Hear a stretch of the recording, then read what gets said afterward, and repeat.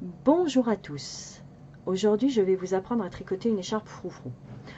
Alors, il y a plusieurs genres de pelotes de laine pour tricoter des écharpes froufrou. Vous en avez avec des grosses mailles, avec des plus petites mailles, voilà, peu importe. Aujourd'hui, c'est vraiment ciblé sur ces mailles-là. D'accord? C'est vraiment l'écharpe où il y a les grosses mailles. Après, le principe reste le même du moment que vous prenez vraiment les mailles qui sont en haut. Voilà, pas celles qui sont en bas. Vraiment les toutes premières. Après, le principe reste vraiment le même. Voilà. Donc, c'est ce que nous allons apprendre à tricoter aujourd'hui. Et puis, petite précision aussi pour celles et ceux qui attendent le châle le poncho plus précisément, que je prépare aux poignées d'abeilles. Il est sur la finition, promis, je ne vous ai pas oublié, je sais que ça fait déjà un petit mois que je n'ai rien posté parce que je travaille dessus. Il est magnifique, il me reste juste le col roulé à terminer. Voilà. Et après, vous aurez le plaisir de pouvoir vous aussi le réaliser, s'il vous plaît, bien sûr. Donc, au poignet d'abeille, n'hésitez pas, j'ai le tutoriel du poignet d'abeille sur ma chaîne. N'hésitez pas à le regarder, à le travailler, parce que c'est vraiment la base, en fait, de ce poncho. Et dans le tutoriel, je vais surtout vous expliquer le montage de ce poncho, mais pas le point, étant donné que le point, il est déjà sur ma chaîne. D'accord? Donc n'hésitez pas à vous entraîner, je vous promets, il arrive très vite. J'ai pris du retard et je suis vraiment désolée pour ce contretemps. Mais il arrive, il arrive. En attendant, je vous propose donc d'apprendre à tricoter ceci pour un été où vous pourrez les porter, ces écharpes froufrou. Ça ne tient absolument pas chaud. D'accord? C'est aérien. Vous en avez vraiment de toutes les couleurs, des mélanges de couleurs ou même des couleurs unies, il n'y a pas de souci. Et honnêtement, en 1 heure de temps, vous pouvez en réaliser une. D'accord? Donc, maintenant, nous allons pouvoir commencer. À tout de suite. Pour tricoter donc cette pelote de laine qui est faite pour faire des écharpes froufrou, d'accord? Vous prenez une extrémité de votre pelote, peu importe à l'intérieur ou l'extérieur, et voici comment cela se présente. D'accord? Donc, ce qui va se passer, c'est que là, vous remarquez que l'extrémité de votre fil se compose de plusieurs parties. Pour éviter que cela se défasse, personnellement, ce que je fais, c'est un petit nœud. Voilà, vous prenez tout bien comme ceci. On ne va pas en laisser dépasser beaucoup parce que c'est pas le but. C'est vraiment en fait pour bloquer ce début de pelote. Voilà, on n'a pas peur de serrer. Et de là, en fait, nous allons pouvoir quand même l'ouvrir et la travailler. Et notre première maille se situera ici. Vous voyez? Comme ça, vous avez votre nœud qui ne se verra pas, qui va être caché dans l'écharpe. Et ainsi, vous pourrez travailler sans vous soucier du bout qui ne risquera pas de se défaire. D'accord? Donc maintenant, nous pouvons prendre nos aiguilles et nous allons monter 6 mailles. Pour monter ces 6 mailles, comme vous pouvez le voir, donc vous avez plusieurs ouvertures. Vous prenez uniquement les trous qui sont en haut. D'accord? Tout le long, hop, tous ces trous-là. D'accord? Donc, on va se mettre dans ce sens-là et on va simplement passer notre aiguille, le premier trou, comme ceci. Voilà. On prend le deuxième. On va chercher le troisième. Vous voyez, on monte vraiment pas nos mailles comme on le ferait avec du fil normal. Là, on en est à 4, 5 et la 6e. Après, si vous avez plusieurs pelotes, vous pouvez monter plus de mailles. D'accord? C'est vraiment comme vous voulez. Moi, je vous dis 6 mailles, c'est pour avoir à peu près une largeur standard. Mais si vous voulez votre écharpe plus large, bah à ce moment-là, vous achetez 2 pelotes. Les pelotes, vous les joindrez entre elles par le biais d'une petite boucle aussi. D'accord? Ça ne se verra pas quand vous allez les tricoter. Ça se retrouvera au milieu de l'écharpe, dans les froufrous, ça se verra absolument pas. Et donc, une fois que nous avons passé nos 6 mailles pour l'exemple de celle-ci, nous allons pouvoir commencer à tricoter. Donc, cela, nous allons tourner notre travail pour nous mettre dans le bon sens, les copines gauchères. Et là, nous allons faire, donc toujours le trou du haut, d'accord? Et là, nous allons tricoter, quoi qu'il en soit, la première maille. Elle se tricotera toujours, d'accord? Donc, on pique dedans. Et la boucle qu'il y a ici, on va venir la passer comme ceci, d'accord? Je ne sais pas si vous avez bien vu, parce qu'avec l'autre aiguille, c'est pas évident. Donc, on va la renlever. Voilà, donc on a piqué dans notre maille, d'accord? On vient piquer dedans. Et de là, on prend le petit trou d'à côté et on vient simplement passer notre aiguille dedans. On ramène comme une maille normale et on jette. La suivante, on pique, d'accord? On va chercher le trou suivant. On le passe et on ramène. D'accord? On passe dans le petit trou. On va chercher celui d'à côté. On le passe autour de notre aiguille et on ramène.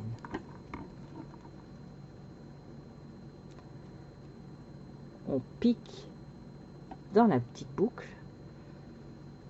On prend celui d'après, d'accord? Toujours en haut, hein. Les trous du dessous, on ne s'en occupe absolument pas. On prend vraiment celui du haut. On le passe on passe sur l'aiguille et on ramène. Et ainsi de suite. D'accord? Hop là. Et voilà. Vous voyez, c'est vraiment, vraiment pas compliqué du tout.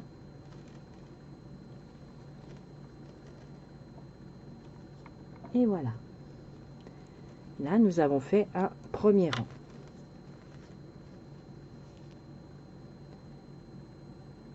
D'accord?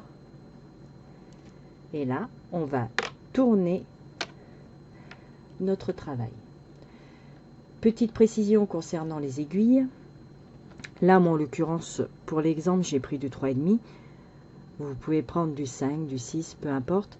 Il faut savoir que plus vous allez prendre des aiguilles plus grosses, plus vous aurez du mal à passer dans vos petits trous. Parce qu'en fait, des écharpes froufrou, il y a ce modèle-là avec les grands trous, et il y en a qui sont avec des plus petits trous. D'accord?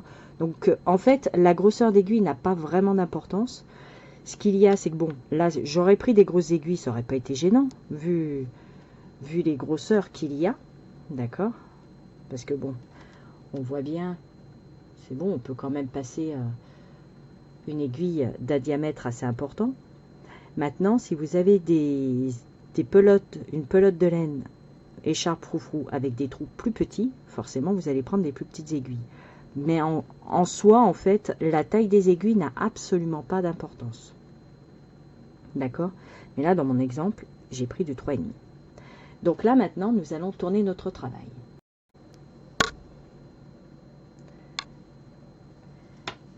Et comme je vous le disais, chaque début de rang, en fait, on ne va pas faire de maille lisière, on va simplement donc piquer. Hop. Là, on voit qu'on l'a tricoté, d'accord? Eh bien, on va piquer comme pour une maille normale. On va aller chercher donc le trou suivant. On le passe autour de l'aiguille et on ramène. On pique dans la maille. On va chercher le trou suivant. Ici, on le passe autour de l'aiguille et on le ramène. Ce ne sont que des rangs en droit, d'accord? Et rebelote, on passe, hop, et on ramène. Et ainsi de suite. On passe et on ramène. D'accord?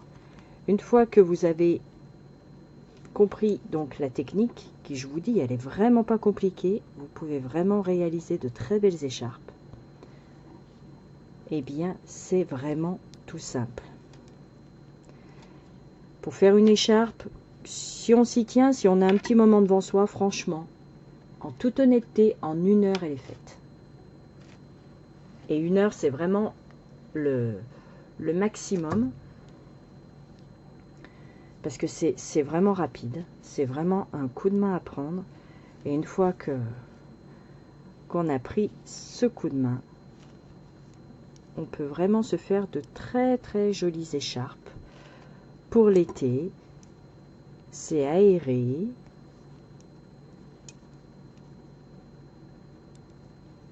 C'est vraiment très agréable à porter. Ça passe en machine, il n'y a pas de souci. On va éviter le sèche-linge par contre. D'accord. Hop, vous voyez, on prend le trou d'à côté, on passe et on ramène. Et la petite dernière. Et comme je vous le disais, donc il n'y a pas de mailles lisières. D'accord. Les mailles lisières, ce qu'on appelle les mailles lisières, c'est les mailles qu'on ne tricote pas, ce qui sont aux extrémités. Celles-ci, on les tricote. D'accord. Voici donc ce que ça donne. D'accord. Comme je vous le disais, vous pouvez monter plus de mailles. Vous pouvez même faire une étole. À ce moment-là, vous prenez plusieurs pelotes. Il n'y a pas de souci. Si vous voulez vous contenter juste d'une écharpe, vous prenez une seule pelote. Vous faites le petit nœud au bout, histoire de bien bloquer les fils. D'accord. Et après, vous voyez, quand c'est tout bien monté, le petit nœud ne se voit pas. Voilà. Pour arrêter les mailles, c'est tout simple. Je vais vous le faire tout de suite. Comme ça, étant donné que c'est juste un exemple, pour vous apprendre à tricoter cette laine. Donc, pour arrêter les mailles, pareil. Donc, vous piquez dans la première maille. D'accord. Piquez dans la première maille. Vous allez chercher la boucle d'après. Vous la tricotez. D'accord. On fait pareil pour la deuxième. On va chercher la boucle. On la tricote. Et là, comme sur un tricot normal, on passe la boucle d'avant. Hop, par-dessus celle que l'on vient de tricoter. Là, on tricote la boucle. Voilà. Et on va chercher celle d'avant. Si elle veut bien arriver aussi. Voilà. On va chercher celle d'avant. On la passe par-dessus. Là, pareil. On la tricote. On passe par-dessus. On la tricote. Hop là. Et on passe par-dessus. On la tricote. On passe par-dessus. Voilà. Et quand vous avez la dernière, vous arrivez donc à la fin de votre pelote. Vous avez donc votre dernière maille. À la fin de votre pelote, vous faites exactement comme au début, d'accord? Vous faites votre petit nœud pour tout bien bloquer. Et après ce petit nœud, vous venez le passer dans cette maille, d'accord? Dans le bon sens, pour ne pas défaire votre tricot, en fait. Ce qui fait que votre morceau, là, si moi j'avais arrêté, d'accord, j'aurais fait mon petit nœud ici. Et on le passe à l'intérieur et on peut faire un petit point. D'accord, on prend du fil, une aiguille, peu importe. On fait un petit point pour vraiment tout bloquer. Ok. Et une fois que vous avez fait ça, votre écharpe est totalement terminée. Voici un exemple d'écharpe froufrou que j'ai réalisé. D'accord. On voit d'un côté donc le petit nœud du début, comme je vous disais, d'accord, pour bien tout bloquer. Ok. Une fois que l'écharpe est terminée, il ne se voit absolument pas. D'accord. Donc, j'ai tricoté, j'ai tricoté. Là, j'ai utilisé uniquement une seule pelote. De l'autre côté, pour vous montrer ce que ça donne quand c'est arrêté, je trouve même plus tellement que je sais même plus où il est. Comme quoi, quand c'est terminé, c'est quand même bien caché, parce que là, je ne trouve même pas la fin. Ce qui est pas plus mal, hein, parce que franchement... Mais voilà, j'ai arrêté de la même façon, comme je vous le disais, en passant les mailles par-dessus les unes des autres. Ah, si, il est là. Voilà. Et j'ai terminé donc par ce petit nœud et la petite boucle. Voilà. Voilà, voilà. Donc comme ça vous permet d'avoir quelque chose d'agréable et de léger pour l'été. C'est sympa à tricoter, comme je vous dis, en gros 1 heure. Voilà, avec une pelote, vous faites une écharpe, vous montez 6 mailles.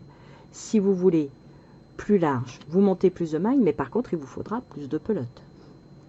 Et le même principe, comme je vous le disais, ce petit nœud, en fait, vous joignez vos 2 pelotes ensemble de façon à bien bloquer pour éviter que ces petits fils, en fait, viennent à se défaire.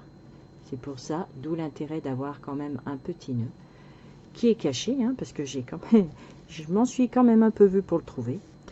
Et voilà, et vous avez une super écharpe pour passer l'été. Voilà, bon, on s'agrippe un petit peu parce que c'est une matière, ces petites boulettes là, c'est quand même une certaine matière, ce qui fait que du coup ça s'agrippe un peu aux doigts. Mais sinon, c'est super agréable à porter. Voilà. Pour celles qui ont suivi ma chaîne depuis quelques temps, ça fait un petit moment que j'ai pas mis en ligne parce que j'ai un poncho qui est en cours, comme je le disais, au point nid d'abeille. Il reste plus que la couture et le col à faire, le montage vidéo. Et après, vous pourrez vous régaler pour le réaliser.